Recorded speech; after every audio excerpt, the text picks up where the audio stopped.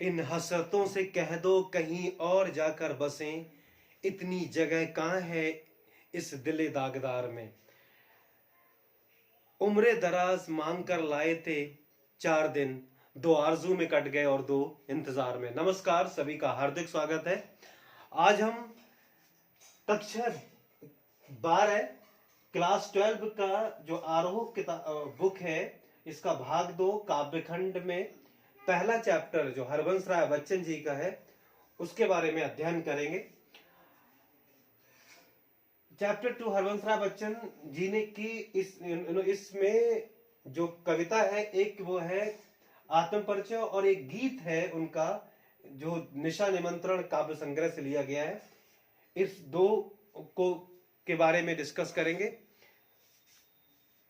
तो हरबंस राय बच्चन जी का जो जन्म 1907 में इलाहाबाद में हुआ था।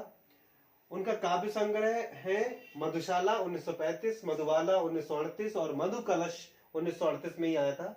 इसके अलावा निशा निमंत्रण, एकांत संगीत, सतरंगिनी, आरती और अंगारे, नए पुराने झरोखे। फिर उनकी आत्मकथा आई थी। आत्मकथा 4 खंडों में थी। उसमें क्या भूलूं क्या याद करूं पहला खंड, दूसरा नीड़ का निर्माण, फिर उसके बाद बसेरे से दूर और 10 द्वार से सोपान तक चौथा खंड था। इसके अलावा जो बांग में उनका साहित्य का जो कलेक्शन है बच्चन ग्रंथावली में, जो 10 खंडों में विभक्त है। आप इसको पूरा बच्चन ग्रंथावली पूरा साहित्य पढ़ सकते हैं। इसके अंतर्गत इनकी जो शैली थी, लेखन शैली थी, वो गे शैली थी। मतलब जो पद लिखते थे, जो कविताएं, वो गाने योग्य थी, गे शैली। हालावाद के प्रवर्तक थे। इन्होंने हालावाद दर्शन को